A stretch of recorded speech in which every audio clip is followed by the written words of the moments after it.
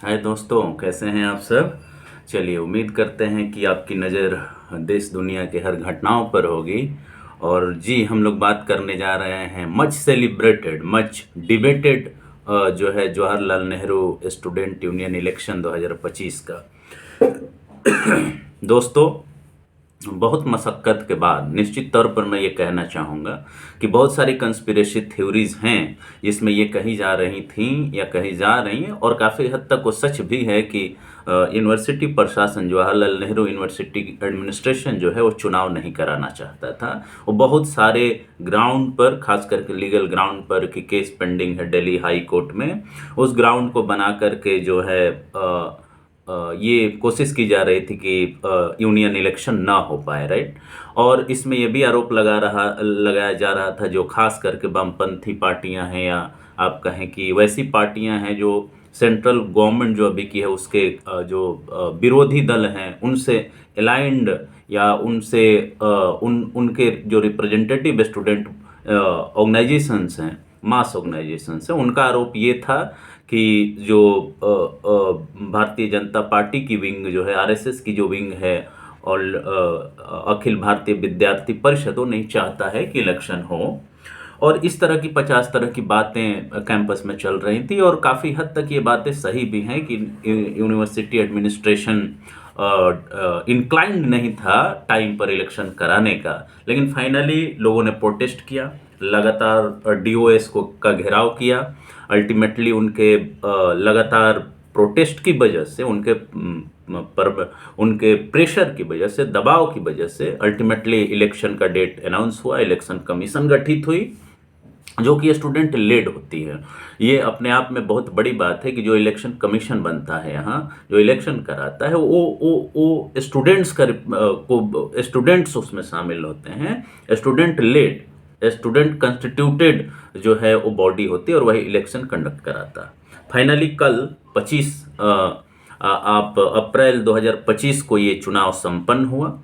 बहुत सारे काउंसलर, बहुत सारे centres, special schools, special centres के लिए वोट डाले गए। और उसके बाद जो सेंट्रल पैनल है, 4 सेंट्रल पैनल्स के पोस्ट होते हैं, और वो हैं president, vice president, general secretary and joint secretary. तो इन 4 सेंट्रल पैनल पर चुनाव के लिए वोट डाले गए। और बहुत सारे जो सेंटर्स हैं उनके जो काउंसिलर्स होते हैं, उन काउंसिलर्स के लिए वोट डाले गए। दोस्तों, हम उस माइन्यूट डिटेल की बात नहीं करने जा रहे हैं जिसमें ये डिस्कस किया जाता है कि कितने लोगों की संख्या है, कौन कौन प्रेसिडेंट के कैंडिडेट थे, कौन कौन जॉइंट सेक्रेटरी के कैंडिडेट्स थे, या वाइस प्रेसिडेंट के कैंडिडेट थे। हम वो डिस्कस नहीं करने जा रहे हैं। हम एक ब्रॉडर ट्रेंड डिस्कस करने की कोशिश कर रहे हैं, जिसमें आप ये देखेंगे कि कोविड-19 से पहले, या आप कहें कि जेएनयू के इतिहास से आप उठा करके देखें, तो एक यहाँ पर लेफ्ट डोमिनेटेड, हम ये नहीं कह सकते कि कभी राइट या सेंटर की पार्टियां या उनसे जुड़े हुए स्टूडेंट ऑर्गेनाइजेशंस चुनाव नहीं जीते हैं, लेकिन लेफ्ट डोमिनेटेड ये कैंपस रहा कुछ सालों तक। कुछ साल पहले तक यहाँ पर एसएफआई जो सीपीआईएम से अलाइंड है, उसका एक दबदबा था। लेकिन धीरे धीरे धीरे वो भी 2 भागों में बटी। डीएसएफ उसका एक नया ब्रेकवे आप कह सकते हैं ऑर्गेनाइजेशन है, और उसके साथ साथ आइसा है जो CPIML, communist party of India, Marxist and Leninist, जिसकी काफ़ी आप कह सकते हैं ग्राउंडिंग है बिहार के पॉलिटिक्स में, और एक अच्छा प्रभाव है उसका। स्टूडेंट ऑर्गेनाइजेशन है, उसका विंग है। इसके साथ साथ एआईएसएफ है। रिसेंट टाइम में बापसा का एक आप वो देखते हैं जो पिछले चुनाव में जनरल सेक्रेटरी के सीट पर उसका कैंडिडेट जीता। तो कहने का मतलब ये है कि अगर ब्रॉडर कैनवास में देखें, ब्रॉडर पर्सपेक्टिव में देखें, तो जेएनयू के पॉलिटिक्स को आप लेफ्ट एंड राइट में समझ सकते हैं कि एक तरफ लेफ्ट डोमिनेटेड ये कैंपस हमेशा रहा है। जो अभी की सरकार है उसके आने से पहले एडमिनिस्ट्रेशन से लेके एकेडमिया से, मतलब जो फैकल्टीज हैं, उन सब में उनका डोमिनेंस देखा गया और डोमिनेंस देखा जाता रहा। और इस दौरान ये भी सवाल उठता रहा कि क्या लेफ्ट के होने से या लेफ्ट डोमिनेटेड होने से क्या सोशल जस्टिस का जो कंसेप्ट है या जो नरेटिव है या जो आइडिया है वो फुलफिल होता है क्या। उसमें भी बहुत सारे कंट्राडिक्शन देखे गए, जिसमें आप देखेंगे धीरे धीरे जो रीजनल पार्टियां हैं उनके स्टूडेंट विंग भी यहाँ पर इमर्ज होते हैं। जैसे छात्र राजद का उदय होता है, समाजवादी छात्र का उदय होता है, फिर एक नया ऑर्गेनाइजेशन 2021 में पीएसए लॉन्च होता है, प्रोग्रेसिव स्टूडेंट एसोसिएशन, इसके साथ साथ बापसा है। तो लेफ्ट रेडिकल एक कैटेगरी आप वो कर सकते हैं जिसमें लेफ्ट डोमिनेटेड आइडियाज, या आप कहें कि अम्बेडकराइट जो डिस्कोर्स है, या आप कहें कि जो बहुजन डिस्कोर्स है, उसको आप शामिल कर सकते हैं। और काफी हद तक एक एक एक एक डिफरेंसेज होने के बावजूद जो लेफ्ट या मार्क्सिस्ट डिस्कोर्स का एक पॉलिटिक्स है उसमें, और जो सोशल जस्टिस का पॉलिटिक्स है उसमें, या आप कहें कि जो अम्बेडकराइट डिस्कोर्स है, जो फुले का डिस्कोर्स है, या आप कहें कि जो बहुजन डिस्कोर्स है, उसमें एक एक एक डिफरेंस होने के बावजूद भी एक कंसर्न, एक एक आप कॉमन कंसर्न ये देखेंगे कि ये गरीबों की बात करते हैं, समाज के सबसे हाशिए पर रहने वाले लोगों की बात करते हैं, उनके आइडियोलॉजी की बात करते हैं, उनके बारे में बात करते हैं, और कोशिश करते हैं कि inside campus and outside campus. ये एक बात समझिए कि जेएनयू की पॉलिटिक्स की एक खासियत है कि वो केवल कैंपस पॉलिटिक्स तक ही सीमित नहीं होता, एक ब्रॉडर कैनवास में स्टूडेंट पॉलिटिक्स को यहाँ देखने की एक प्रवृत्ति है, और ये होना भी चाहिए, इसकी ब्यूटी भी है। और दूसरी तरफ राइट है, दूसरी तरफ राइट है, और राइट है तो वो राइट जो है एकदम यूनिक पोजीशन लेके चलता है, उसका जो भी आइडियोलॉजिकल इंक्लिनेशन है उस पे वो अडिग रहता है, और है ऑफ कोर्स वो डोमिनेंट फोर्स नहीं है जेएनयू के अंदर, लेकिन वो धीरे धीरे दिख रहा है कि आप प्रशासन में उठा करके देख लीजिए, फैकल्टी अपॉइंटमेंट्स में देख लीजिए, स्टूडेंट पॉलिटिक्स का जो एरेना है उसके अलावे बाकी आप एस्पेक्ट में यूनिवर्सिटी के वो डोमिनेंट हो चुका है। ठीक है, उसके पास प्रशासन है, उसके पास रिसोर्सेज हैं, वाइस चांसलर हैं, मतलब आप ये कह सकते हैं कि ओवरऑल स्ट्रक्चर में अगर डोमिनेशन की बात करें वो राइट के पास है, और वो किसी कीमत पर चाहता है कि लेफ्ट डोमिनेटेड डिस्कोर्स को इस यूनिवर्सिटी से खारिज किया जाए या उसको खत्म किया जाए। उसकी अपनी आइडियोलॉजिकल पृष्ठभूमि है, उसको समझने की जरूरत है।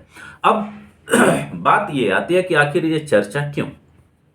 चर्चा हम उनके पर्सपेक्टिव से कर रहे हैं जो वोटर्स हैं, और वोटर्स निश्चित तौर पर यहाँ पर अगर लेफ्ट ओरिएंटेड पॉलिटिक्स है तो उनको लगता है कि ये प्रोग्रेसिव फोर्स है, और जो स्टूडेंट्स का इशू है वो बेहतर तरीके से उठा सकते हैं। हालांकि उठाने का कोशिश और कहने का कोशिश तो राइट भी करता है, ठीक है, लेकिन वो कैसे करता है, क्यों करता है, उसका आइडियोलॉजिकल इंक्लिनेशन क्या है, वो इस पे निर्भर करता है कि वो किस तरह के मुद्दों को उठाता है। या लेफ्ट का भी अगर आइडियोलॉजिकल नैरेटिव है, उसका आइडियोलॉजिकल इंक्लिनेशन है लेफ्ट, या आप सोशल जस्टिस के जो फोर्सेज हैं, जो बहुजन डिस्कोर्स के फोर्सेज हैं, ये भी वहां तक पहुंचने की कोशिश करते हैं जहां पर सबसे ज्यादा मार्जिनलाइज्ड लोगों का इशू कंसर्निंग है। तो कहने का मतलब यह है कि लेफ्ट डोमिनेटेड जो आइडियोलॉजी है, या लेफ्ट ओरिएंटेड जो है, या सोशलिस्ट पॉलिटिक्स है, या सोशल जस्टिस का पॉलिटिक्स है, ये बहुत ज्यादा ओवरलैपिंग है। इसी में एक और फोर्स है जो कांग्रेस से अलाइंड है, एनएसयूआई। वो सेंट्रल कहा जाता है कि वो सेंटर की पॉलिटिक्स करता है, लेकिन काफी हद तक वो जेएनयू के पॉलिटिक्स में एक फ्रिंज, और या कह सकते हैं कि मतलब आप हाशिए पर रहने वाला पॉलिटिक्स करता है। वो एक बहुत बड़ा फोर्स नहीं बन पाया है अभी भी। दोस्तों अगर हम वोटर पर्सपेक्टिव से बात करें तो वोटर्स कंफ्यूज था इस बार वोटर्स जेएनयू के अंदर कंफ्यूज था। कोई कहने के पोजीशन में नहीं है कि सेंट्रल पैनल में कौन जीतने जा रहा है। निश्चित तौर पर जब 28 तारीख को फाइनल रिजल्ट आ जाएगा तब आपको पता चलेगा कि किसने क्या हासिल किया। लेकिन जो ये आइडियोलॉजिकल फ्रेम है, ये आइडियोलॉजिकल फ्रेम जिसमें कहा जाता था कि जेएनयू की स्टूडेंट पॉलिटिक्स आइडियोलॉजी पर लड़ी जाती है, कहीं ना कहीं वो डैमेज होता हुआ दिख रहा है। कोई भी ऑर्गेनाइजेशन ये दावा नहीं कर सकता है कि वो एकदम जो है क्लियर कट आइडियोलॉजिकल फाइट एक दूसरे के अगेंस्ट कर रहा है। आप प्रेसिडेंशियल डिबेट उठा करके देख लीजिए, राइट का लेफ्ट के प्रति क्या हो रहा। एक एक एक एक स्तर पर आप सीधे सीधे देखेंगे कि जो जो राइट है वो सीधे सीधे टारगेट कर रहा है लेफ्ट को, और लेफ्ट के कोलिजन में, लेफ्ट आइडियोलॉजी के अंदर, जो लेफ्ट ओरिएंटेड कर सकते हैं, लेफ्ट डोमिनेटेड कर सकते हैं, सोशल जस्टिस डोमिनेटेड कर सकते हैं, या लार्जर पर्सपेक्टिव में आप जो इंडिया के पॉलिटिक्स के फ्रेमवर्क में देखेंगे तो राइट वर्सेस जो है, राइट वर्सेस क्या होगा, राइट वर्सेस प्रोग्रेसिव हो सकता है, राइट वर्सेस लेफ्ट हो सकता है, राइट वर्सेस सोशल जस्टिस हो सकता है, राइट वर्सेस बहुजन डिस्कोर्स हो सकता है, बहुजन पॉलिटिक्स हो सकता है, माइनॉरिटी पॉलिटिक्स हो सकता है। एक ये अलग कैनवास बना था। तो राइट तो यूनिफाइड था एक मामले में सांगठनिक स्तर पर, लेकिन ऐसा नहीं है कि सांगठनिक स्तर को केवल देखने से आपको पूरी राजनीति समझ में आ जाए जेएनयू की। तो सबसे पहले बात करते हैं जो ऑर्गेनाइजेशन के लेवल पे जो डिवीजन दिख रहा था, साफ साफ डिवीजन दिख रहा था, और ये साफ साफ पता चल रहा था कि जो राइट का वो है वो आइडियोलॉजिकल फाइट लेकर के चल रहा था, वो किसी से गठबंधन में नहीं था। लेकिन इसका मतलब ये नहीं था कि उसका पूरा का पूरा ऑर्गेनाइजेशन यूनाइटेड था उन कैंडिडेट्स के लिए जो सेंट्रल पैनल में हैं या काउंसिलर्स के लिए हैं। दूसरी तरफ तो आइडियोलॉजी के बेसिस पर अगर हम देखें तो राइट पूरी तरह से यूनिफाइड दिख रहा था एज ए ऑर्गेनाइजेशन कि हाँ राइट लेफ्ट से लड़ रहा है, लेफ्ट ओरिएंटेड पॉलिटिक्स से लड़ रहा है, सोशल जस्टिस ओरिएंटेड पॉलिटिक्स से लड़ रहा है, वो किसके फेवर में बात कर रहा है, ये सीधे सीधे चीजें दिख रही थी, उसका आइडियोलॉजिकल इंक्लिनेशन दिख रहा था। एट द सेम टाइम जो दूसरी फोर्सेज हैं जिनको आप प्रोग्रेसिव कह सकते हैं, जिनको आप सेंटर ऑफ द पॉलिटिक्स कह सकते हैं, या लेफ्ट कह सकते हैं, अम्बेडकराइट कह सकते हैं, ये जो उनकी बात करते हैं, जो बहुजन है, ये उनकी बात करते हैं, जो सोशल जस्टिस के पैरोकार हैं, इनमें आप देखें तो इतने गठबंधन बने हुए हैं सेंट्रल पैनल में। अगर मुख्यतः आप बात करें तो दो जो पैनल बने, जिसमें एक लेफ्ट ओरिएंटेड पैनल जो है आईसा और डीएसएफ का था, दूसरा जो है एसएफआई एआईएसएफ बापसा और पीएसए का था। इसके साथ एक फैटर्निटी है जिसमें एनएसयू है, एक दूसरा है जो छात्र आरजेडी है, समाजवादी है। आप समझ रहे हैं कितने फैक्शंस हैं, और इसको एनालाइज जब आप करते हैं और सब लोग एक ही को टारगेट कर रहे हैं, सबसे अधिक अगर टारगेट करने जाने वाला कोई संगठन है तो राइट है, और निश्चित तौर पर ये होना भी चाहिए। लेकिन सवाल ये उठता है कि जो प्रोग्रेसिव फोर्सेस कहती हैं अपने आप को, जो लेफ्ट कहती हैं, जो लेफ्ट ओरिएंटेड कहती हैं, जो बहुजन कहते हैं, जो अम्बेडकराइट कहते हैं, सोशल जस्टिस के नैरेटिव की बात करते हैं, वो इतने डिवाइडेड हो चुके हैं, इतने बुरी तरह से, और जो उनका कोलिजन है वो साफ साफ दिख रहा है कि this collision is collision of convenience. कहां है आइडियोलॉजी? आईसा और डीएसएफ का अलायंस कह रहा है कि हम रियल लेफ्ट हैं, हम रियल अम्बेडकराइट हैं। एसएफआई एआईएसएफ बापसा और पीएसए का अलायंस कह रहा है कि हम रियल लेफ्ट और अम्बेडकराइट हैं। छात्र आरजेडी कह रहा है कि हम रियल सोशल जस्टिस के पैरोकार हैं। समाजवादी कह रहा है कि हम रियल जस्टिस के पैरोकार हैं। फैटर्निटी कह रहा है कि हम सोशल जस्टिस और संविधान के सबसे बड़े पैरोकार हैं। आखिर है कौन? आखिर है कौन? तो कहीं ना कहीं आइडियोलॉजिकल जो अंडरस्टैंडिंग था, आइडियोलॉजिकल जो कोलिजन था, या आप कहें कि पर्सपेक्टिव था, वो गायब होता हुआ दिख रहा है जेएनयू के पॉलिटिक्स में, and this is a cause of concern for many students. जो आइडियोलॉजिकल फाइट हुआ करता था, एक यूनिफाइड फाइट हुआ करता था। आप सेंट्रल लेवल पे जो नेशनल पॉलिटिक्स में आप बात करते हैं, भाजपा को हराने के लिए एक ब्रॉडर अलायंस की बात करते हैं। सारी पार्टियां बैठती हैं, चुनाव के लिए एजेंडा तय करती हैं कि भाजपा को कैसे हराना है, आरएसएस की आइडियोलॉजी को कैसे मात देनी है। और जब स्टूडेंट पॉलिटिक्स की बात आती है तो वहां पे कोई आपके बीच कोऑर्डिनेशन ही नहीं है। निश्चित तौर पर इसका एक कारण यह समझ में आता है कि आप ऑर्गेनाइजेशन बनाना चाहते हैं, आप अपना आइडेंटिटी खड़ा करना चाहते हैं, आप एक नया नैरेटिव देने की कोशिश कर रहे हैं, लेकिन वो नरेटिव भी क्या, जब आपके ऑर्गेनाइजेशन के नाम पर इंडिविजुअल लोगों को प्रमोट करने के नाम पे आपका जो ब्रॉडर एक आइडियोलॉजिकल फ्रेमवर्क तैयार हो रहा था, या आप कह सकते हैं कि आइडियोलॉजिकल वेपन तैयार हो रहा था राइट के खिलाफ लड़ने का, वो पूरी तरह से ध्वस्त हो चुका है। वो पूरी तरह से ध्वस्त हो चुका है।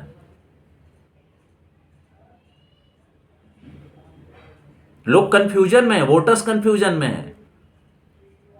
और अब आते हैं इस मुद्दे पर, इस पॉइंट को आप समझिए कि जैसे एक एग्जांपल आप बाबसा कर लीजिए। बाबसा दो फाड़ में हो रखा है। बाबसा दो फाड़ में हो चुका है। एक का सेंट्रल पैनल में अलायंस में कैंडिडेट लड़ रहा है और दूसरा उसका विरोध कर रहा है। वो अपना कैंडिडेट दे चुका है, वो तीसरे ऑर्गेनाइजेशन के किसी कैंडिडेट को सपोर्ट कर रहा है। ऐसे लड़ी जाती है सोशल जस्टिस की लड़ाई। तो ये जो खिचड़ी है ना, ये अनहोली अलायंस जो बन रहा है, या अलायंस ऑफ कन्वीनियंस जो बन रहा है, certainly it is damaging the unique characteristic of JNU's politics, that is ideological. It seems that it is not ideological. It seems that it is the alliance which has been made by different organizations are made for their convenience, for their personal interest, vested interest. ये साफ साफ दिख रहा है. अब एक example और लीजिए आप, और वो एग्जाम्पल ये है कि आप देखिए कि एक अलायंस है सेंट्रल लेवल पर, जिसमें एसएफआई है, एआईएसएफ है, बापसा है और पीएसए है. वो सेंट्रल लेवल पर सेंट्रल पैनल में वो लोग अलायंस में लड़ रहे हैं और बहुत सारे सेंटर्स पर एक दूसरे से फाइट कर रहे हैं. Is it a friendly fight और it is damage to the ideological framework of social justice, Ambedkarite politics, left ideology या प्रोग्रेसिव पॉलिटिक्स? क्या उसको ये डैमेज नहीं कर रहा? This is a very serious issue. This is very serious issue. अगर आप रियलाइज करें या ना करें, आप चुनाव जीत जाएं, हार जाएं, वो इस बात पर निर्भर करता है कि आपको कितने वोट में कितना वोट आया. लेकिन इसके वजह से ये क्राइसिस जो साफ साफ दिख रहा है स्टूडेंट पॉलिटिक्स में जेएनयू के, उसको आप नकार नहीं सकते, उसको आप डिसमिस नहीं कर सकते. There are lot of contradictions in so-called ideological politics. संगठन, जो भी संगठन है उनमें कास्ट का डोमिनेशन दिख रहा है, आइडियोलॉजी का नहीं. कौन कास्ट ज्यादा बार्गेन कर रहा है, किस कास्ट की ज्यादा संख्या है. सोशल जस्टिस जो है वो रीसर्फेस कर रहा है कास्ट के नाम पर. अगर सोशल जस्टिस की बात हो रही तो किसी एक ही कास्ट का उसमें दबदबा है कैंडिडेट्स के सिलेक्शन में, ऑर्गेनाइजेशन में. आप इसका बहुत बड़ा एग्जांपल आप अखिल भारतीय विद्यार्थी परिषद का आप देख सकते हैं. निश्चित तौर पर उन लोगों ने कैंडिडेट अपना 4 पैनल का उतारा है और ये दिखाने की कोशिश हो रही है कि हम एक यूनाइटेड ऑर्गेनाइजेशन, मतलब यूनिटी हमारे कोर में है, आइडियोलॉजी हमारे कोर में है. बट एबीवीपी ऑर्गेनाइजेशनली आप देखें तो भी डिवाइडेड हाउस, अपर कास्ट और बैकवर्ड के पॉलिटिक्स में पूरी तरह से डिवाइड है अंदर से. बहुत सारे रिबेल कैंडिडेट इंडिपेंडेंट लड़ रहे हैं. इसका मतलब वहां भी आइडियोलॉजी की क्राइसिस. आपकी आइडियोलॉजी क्या है? आप राइट आइडियोलॉजी को रिप्रेजेंट करते हैं, आप आरएसएस के आइडियोलॉजी को रिप्रेजेंट करते हैं, आप भारतीय जनता पार्टी की आइडियोलॉजी को रिप्रेजेंट कर रहे हैं. लेकिन आपके लिए आइडियोलॉजी मायने नहीं रखता. अंदरूनी तौर पर, इंटरनल तौर पर, ऑर्गेनाइजेशनल लेवल पर आपके लिए भी कास्ट मायने रखता है. आपके लिए भी कास्ट मायने रखता है. And on the basis of caste the whole seep of all Akhil Bharatiya Vidyarthi परिषद हैज बीन डिवाइडेड. तो ये कहना कि आइडियोलॉजिकल पॉलिटिक्स जो जेएनयू में है वो खास है, वो अब दिख नहीं रहा. इंडिविजुअल लेवल पर लोगों ने वोट किया है because they are confused. आप आइडियोलॉजिकल लेवल पर कुछ ऑप्शन बता ही नहीं पाए ना, लोगों को क्लियर मैसेज ही नहीं दे पाए कि आप किस आइडियोलॉजी को फॉलो कर रहे हैं भाई। सारे लोग, अगर हम एक्सेप्ट एबीवीपी कहें, तो सब लोग सोशल जस्टिस की बात कर रहे हैं, सब लोग कॉन्स्टिट्यूशन की बात कर रहे हैं, सब लोग बहुजन की बात कर रहे हैं, सब लोग माइनॉरिटी की बात कर रहे हैं, सब लोग अपॉइंटमेंट्स की बात कर रहे हैं, सारे लोग कर रहे हैं। लेकिन कुछ माइनर डिफरेंस है उन सब में। और जब अलायंस हुई, एक दूसरे के खिलाफ सब लोग बोलते रहते हैं कैंपस में, निश्चित तौर पर वो डेमोक्रेसी का एक हिस्सा है, होना भी चाहिए। एक दूसरे के खिलाफ जो उनकी कमियां हैं वो निकाली जानी चाहिए। लेकिन जब अलायंस की बात होती है, और निश्चित तौर पर वो एक प्रैक्टिकल प्रॉब्लम हो सकता है, लेकिन प्रैक्टिकल प्रॉब्लम को रिजॉल्व करने का एक ये तरीका होता है कि भाई अगर आइडियोलॉजिकली किसी से आप विरोध में है, तो उसके खिलाफ एक ब्रॉडर कोलिजन बनाइए, क्योंकि उनकी सत्ता है। लेकिन आप उसका कंसेंसस नहीं बना पाए। सबका अपना सामाजिक न्याय का वर्जन है, सबका अपना अंबेडकर के लिए वर्जन है, सबका इस देश के लिए अपना अपना वर्जन है कि देश कैसा होना चाहिए, क्यों होना चाहिए, जेएनयू का कैंपस कैसा होना चाहिए, स्टूडेंट ओरिएंटेड होना चाहिए या नहीं होना चाहिए, स्टूडेंट लेड होना चाहिए नहीं होना चाहिए, सामाजिक न्याय का क्या स्थिति है जेएनयू के कैंपस में, इस बारे में। लेकिन सवाल ये है कि अगर आप इतने डिवाइडेड हैं खुद में, ये इतना कंफ्यूजिंग कंसेप्ट आपने बना दिया सोशल जस्टिस को, इतना कंफ्यूजिंग कंसेप्ट बना दिया अम्बेडकराइट डिस्कोर्स को, इतना कंफ्यूजिंग बना दिया लेफ्ट डिस्कोर्स को, कि लोग कंफ्यूज हैं कि भाई कौन रियल है। और रियल नहीं भी है तो एटलीस्ट ये प्रयास हो सकता था कि सब लोग मिलकर एक ब्रॉडर कोलिजन बनाएं। सबका अपना अपना संगठन में ईगो होता है, हर संगठन का ईगो होता है, हर संगठन बार्गेनिंग अपना बढ़ाना चाहता है। लेकिन सवाल ये है कि उस बार्गेनिंग के चक्कर में, उसको अचीव करने के चक्कर में, संगठन के गोल्स को या संगठन में जो व्यक्ति है उसका इंटरेस्ट जो वेस्टेड है उसको अचीव करने के चक्कर में आपने पूरी आइडियोलॉजी को ही तिलांजलि दे दी। और ये बड़ा कंफ्यूजन देखने को मिला जेएनयू के वोटिंग पैटर्न में। लोग कैंडिडेट को इंडिविजुअल लेवल पर वोट कर रहे थे कि भाई ये हमारा परिचित है, इसको हम जानते हैं, चाहे वो किसी भी आइडियोलॉजिकल पर्सपेक्टिव का हो, किसी स्पेक्ट्रम का हो। ये ऐसी क्राइसिस पहले नहीं देखी गई थी। राइट में भी यही इंडिविजुअल को देख करके लोगों ने वोटिंग करा है। कुछ लोग एक्सेप्शन हो सकते हैं, लेकिन वो भी डिवाइडेड हाउस है, यह हो चुका है। तो दोस्तों, रिजल्ट क्या होगा ये प्रिडिक्ट करना बड़ा ही मुश्किल है। बहुत सारे सेंटर्स पे लोग कंफ्यूज थे कि भाई ये तो सेंट्रल पैनल में गठबंधन में है और यहां पर सेंटर पर फाइट कर रहे हैं। ये बड़ा ही सीरियस इशू है। अब होता क्या है, क्योंकि पूरी तरह से जो वोटर्स मतलब जो स्टूडेंट्स थे जेएनयू के, वो कंफ्यूजन में थे। कौन जीत रहा है, कौन हार रहा है, कोई क्लियर पैटर्न नहीं दिख रहा है। ऐसा लग रहा है कि सब एक दूसरे के खिलाफ आइडियोलॉजिकली सिमिलर होने के बावजूद भी सारे संगठन एक दूसरे का वोट काटने के लिए उतरे हुए हैं। और निश्चित तौर पर जो लेफ्ट या सोशल जस्टिस अम्बेडकराइट आइडियोलॉजी के ऑर्गेनाइजेशंस हैं, उनका वोट वही जो फ्रेंडली ऑर्गेनाइजेशंस कहे जाते हैं या उनके आइडियोलॉजिकली सिमिलर ऑर्गेनाइजेशंस कहे जाते हैं, वो सबसे ज्यादा वोट उनका काटेंगे। निश्चित तौर पर कैडर का भी वोट होगा, जो कैडर बेस्ड ऑर्गेनाइजेशंस हैं। लेकिन ये कंफ्यूजन प्रिवेल कर रहा है। एक क्राइसिस देखा जा रहा है कि कोई आइडियोलॉजी की जो पॉलिटिक्स है वो रह गई है क्या जेएनयू के अंदर।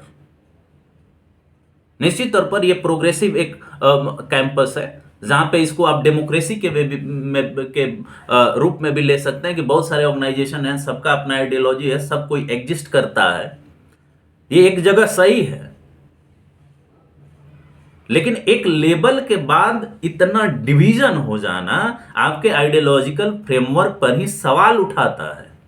और उस सवाल का जवाब आप कैसे देते हैं? आप जस्टिफाई कर सकते हैं, इनका ये कहना था ये गलत है, इनका ये कहना गलत है, लेकिन एज ए वोटर हम लोग क्या सोचते हैं, वोटर कैसे सोचता है? वोटर साफ साफ क्लियर विकल्प देखने की कोशिश करता है कि भाई कौन ऐसा क्लियर ऑप्शन है, कौन अल्टरनेटिव है जो इस कैंपस को सेफ रखेगा, इस कैंपस को और प्रोग्रेसिव बनाएगा, इसको रिसर्च ओरिएंटेड बनाएगा, स्टूडेंट फ्रेंडली बनाएगा या नेचर फ्रेंडली बनाएगा, एकेडमिक फ्रेंडली बनाएगा। वो क्लियर एजेंडा किसी के पास नहीं देखा। प्रेसिडेंशियल डिबेट में भी ये लैक दिखा। इंटरनेशनल घटनाओं के बारे में आप बात कर रहे हैं, नेशनल घटनाओं के बारे में बात कर रहे हैं, लेफ्ट राइट को अक्यूज कर रहा है, राइट लेफ्ट को अक्यूज कर रहा है, सोशल जस्टिस राइट को अक्यूज कर रहा है, लेफ्ट को अक्यूज कर रहा है। ये सारी चीजें ठीक हैं डेमोक्रेसी के लिए। Difference of opinion is good for the health of democracy. लेकिन इतने डिवीजन हो गए कि वोटर्स ही कंफ्यूज हो गए। वोटर्स ही कंफ्यूज थे कि किनको वोट करना है, कैसे वोट करना है, किस आधार पर करना है, इंडिविजुअल लेवल पर, ऑर्गेनाइजेशन लेवल पर, आइडियोलॉजी के बेसिस पर, किस पर। तो ये एक अलग सवाल है दोस्तों, जिस पर विचार करने की जरूरत है सारे ऑर्गेनाइजेशंस वालों को भी, कि हम कैसे चुनाव लड़े आने वाले समय में। अगर फिर भी नहीं संभले तो एक जो डोमिनेटेड, लेफ्ट डोमिनेटेड जो कैंपस बचा है वो भी बचेगा कि नहीं आने वाले समय में, ये सोचने और समझने की जरूरत है। इसके साथ साथ इलेक्शन कमीशन के बारे में भी बात करने की जरूरत है। दोस्तों ये पहली बार शायद जेएनयू के इतिहास में ऐसी घटना हुई है कि सेंटर लेवल पर जीबीएम नहीं होगा। ये कौन सी डेमोक्रेटिक प्रोसेस है भाई? ये कैसा डेमोक्रेटिक प्रोसेस है जिसमें सेंटर लेवल पे जीबीएम नहीं होता है, और ये सेंटर लेवल या स्कूल लेवल पर, और सेंट्रल पैनल का जीबीएम होता है वो भी रात में पूरा। वो तो चलिए ठीक है, रात में हो जैसा भी हो, क्योंकि टाइम और बाकी चीजों का इशू था, जिस तरह से इलेक्शन कमीशन को पोस्टपोन करना पड़ा था बीच में इलेक्शन का प्रोसेस। लेकिन जीबीएम ना होना, ये पूरी तरह से जो इलेक्शन का प्रोसेस है उसके फेयरनेस पर सवाल है। अगर आपके पास रूल है तो रूल फेयर होना चाहिए ना। तो सेंटर मतलब अगर जेएनयू बना है तो केवल सेंटर की वजह से, सेंट्रल पैनल की वजह से नहीं बना है।